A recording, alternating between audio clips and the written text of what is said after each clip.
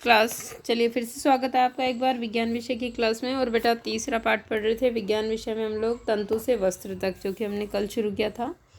कल हमने देखा था कि तंतु से वस्त्र यानी वैरायटी देखी थी हमने वस्त्रों की, कि पहेली और बुज्जो दुकान में गए कपड़े खरीदने के लिए। वहाँ उन्होंने कितने सारे कपड़े देखे, वो कन्फ्यूज़ हो गए। फिर उन्होंने आसपास से पता करने की कोशिश की कि कितने तरह के वस्त्र जो हैं वो पाए जाते हैं।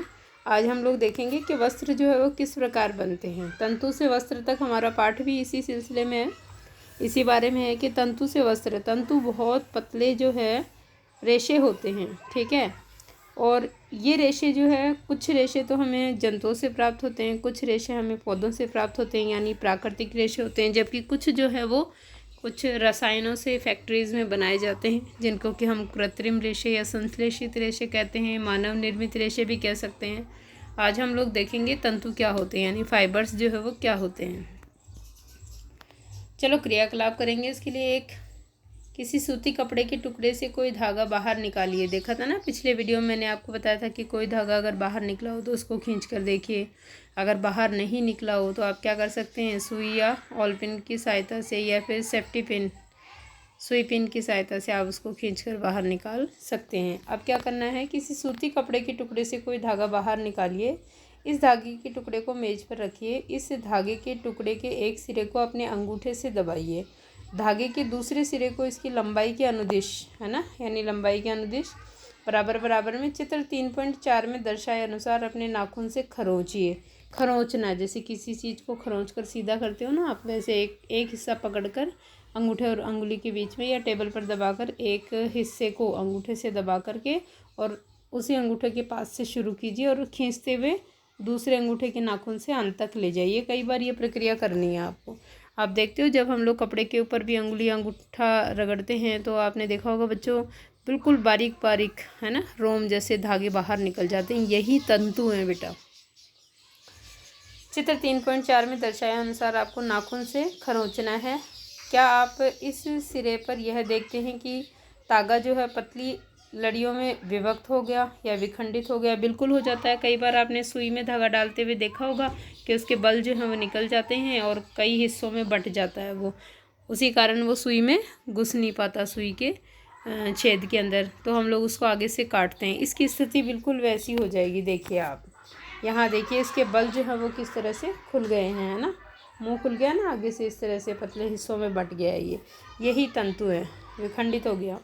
सुई में तागे को पिरोने या डालने का प्रयास करते समय भी आपने ऐसा ही परीक्षण किया होगा। कई बार तागे का यह सिरा कुछ पतली लड़ियों में विभक्त हो जाता है। ऐसा होने पर तागे को सुई के नाके से गुजारना कठिन हो जाता है। तागे की ये दिखाई देने वाली पतली लड़ियाँ और अधिक पतली लड़ियों से मिलकर बनी होती है, जिन्हें क्या कहते हैं बेटा, तंतु कहते हैं।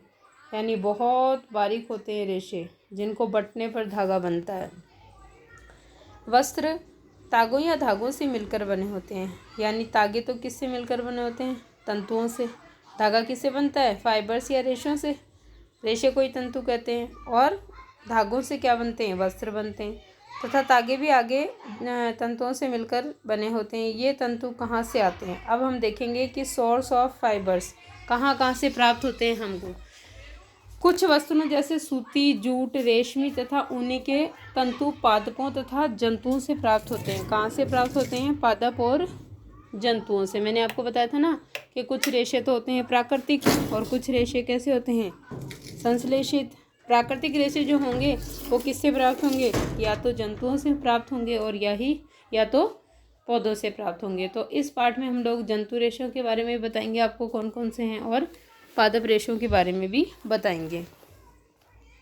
तो कुछ वस्तुएं जैसे सूती, जूट, रेशमी तथा ऊनी के तंतु कहाँ से, पादपों और जंतुओं से प्राप्त होते हैं, और इन्हें प्राकृतिक तंतु कहते हैं, क्योंकि जंतु और पादप दोनों ही जो है वो इनके प्राकृतिक स्रोत हैं बेटा, इसलिए इनको क्या कहते हैं, प्राकृतिक रेशे कहते हैं। कौन से रेशे प्राकृतिक होते हैं, जो जंतु एवं पादपों से प्राप्त होते हैं। अब उदाहरण देखिए, रुई तथा जूट। रुई तथा जूट, है ना, रुई आपने सबने देखी है घर में। कपास तो वो एक प्राकृतिक रेशा है, क्योंकि वो कपास के पौधे से प्राप्त होता है। इसी तरह जूट के पौधे से जो है वो जूट या पटसन से जूट प्राप्त होती है। पादपों से प्राप्त होने वाले तंतुओं के उदाहरण हैं। ऊन तथा रेशम जंतुओं से प्राप्त होते हैं। तो ये तो हो गए, दो तो हो गए जांतव रेशे। कौन कौन से? ऊन एक तो, और रेशम, क्योंकि रेशम तो रेशम कीट से मिलता है। और ऊन किससे मिलती है? भेड़ से, बकरी से, ऊँट से, अंगोरा जाति के खरगोश वगैरह से, है ना। पहाड़ी क्षेत्र में पाए जाते हैं, जिनके ऊपर अच्छे बाल होते हैं, उनको सर्दी से बचाने के लिए बढ़िया किस्म के उनसे ऊन प्राप्त होती है। अब ऊन भेड़ अथवा बकरी की कार्तित ऊन से प्राप्त होती है। कार्तित ऊन का मतलब उनके जो बाल काटते हैं ना, साल में 2 बार उनके बालों की छटाई करते हैं जब गर्मियाँ आती है। इसे खरगोश, याक तथा ऊँटों के बालों से भी प्राप्त किया जाता है। रेशमी तंतु रेशम कीट या कोकून से खींचा जाता है। कोकून जो है वो रेशम कीट का जीवन चक्र आप पढ़ोगे आगे, तो उसके जीवन चक्र की एक ऐसी व्यवस्था है जिसमें रेशम के कीड़े का जो लार्वा या छोटा बच्चा होता है वो पहले लार छोड़ता है। लार जैसे उसकी लार हवा के संपर्क में आती है तो वो धागे में बदल जाती है। अब ये जो कैटरपिलर या लार्वा ये पूरी तरह से उस धागे के अंदर जो है वो बंध जाता है और गोल गोल वाइट कलर की संरचनाएं हो जाती है, ठीक है, जिनको कोकून कहते हैं। जब बेटा इनको गर्म किया जाता है या गर्म पानी में डाला जाता है या धूप के अंदर रखा जाता है इनको, तो वो धागे जो हैं खुल जाते हैं और उसी से रेशम बनाया जाता है ना। जो प्राकृतिक रेशम होता है वो सफ़ेद या क्रीम कलर का होता है, बाद में उसको विभिन्न रंगों में रंगा जाता है और इस तरह हमें रेशमी धागा प्राप्त होता है।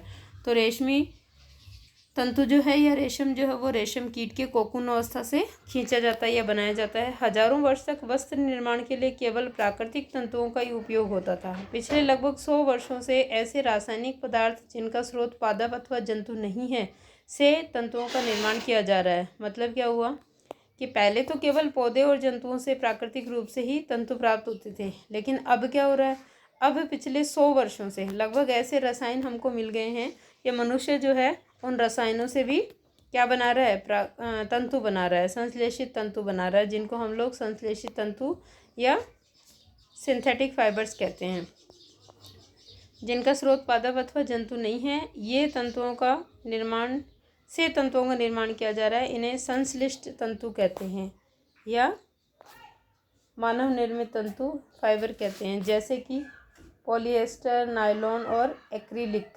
ये क्या हैं? सभी संश्लेषित या संश्लिष्ट तंतुओं के कुछ उदाहरण हैं। अब देखिए, बुजो ने यहाँ दिखाई गई कुछ वस्तुओं को संग्रहालयों में देखा है। इन्हें योद्धा पहनते थे, देख रहे हो ना, ये आजकल सीरियल्स में भी देखते हो, ये योद्धा पहनते हैं, लड़ाई जो युद्ध में जाते हैं वो, ठीक है, इन्हें योद्धा पहनते थे। वह जानना चाहते हैं कि क्या ये भी किसी प्रकार के तंतु से बने होते हैं। तो अब हम लोग देख रहे हैं कुछ पादप तंतु, और पहला तंतु आपका है रुई या कॉटन, कपास, ठीक है। क्या आपने कभी तेल के लैंपों के लिए बत्तियां बनाई हैं? इन बत्तियों को बनाने के लिए आप क्या उपयोग में लाते हैं? इस रुई का उपयोग गद्दों, रजाइयों अथवा तकियों में भी किया जाता है। कुछ रुई लीजिए, इसे खींचकर पृथक कीजिए और इसके किनारों को ध्यान से देखिए। आपने क्या प्रेक्षण किया? ये छोटी पतली लड़ियाँ जिन्हें आप देख रहे हैं कपास तंतुओं से बनी हुई होती है। देखते हो ना, उसमें भी बहुत बारीक बारीक रेशे होते हैं, उन्हें कपास तंतु कहते हैं। रुई कहाँ से आती है? इसे खेतों में उगाया जाता है। बेटा आपने सब ने देखा होगा कपास का पौधा, और अपने यहाँ पर जनरली भी एक आध पौधे भी घर में लोग लगा लेते हैं। फिर आप देखते हो उसके ऊपर एक बड़ा सा डोडा लगता है कपास का, ये कैप्सूल लगता है, ठीक है ना, जिसको कपास का गोलक कहते हैं। एक्चुअल में क्या होता है, कपास का फ्रूट होता है कपास के पौधे का। जब वो फटता है तो उसके अंदर से रुई निकलती है और बीज निकलते हैं, बिनोला कहते हैं जिसको, या काकड़े कहते हो तुम लोग। साधारणतया कपास के पौधे वहाँ उगाए जाते हैं जहाँ की मृदा कैसी हो, काली हो तथा जलवायु उष्ण हो। उष्ण का मतलब जहाँ ह्यूमिडिटी ज़्यादा हो, गर्मी ज़्यादा हो, नमी ज़्यादा हो। क्या आप ऐसे कुछ राज्यों के नाम बता सकते हैं जहाँ हमारे देश में कपास की कृषि की जाती है? कपास पादप के फल यानी कपास गोलक लगभग नींबू के माप के होते हैं। ये पूर्ण परिपक्व होने पर बीज टूटकर खुल जाते हैं तथा अब कपास तंतुओं से ढके बिनोले या कपास के बीज, देखो बिनोला किसको कहते हैं, कपास के बीज को कहते हैं, ठीक है ना,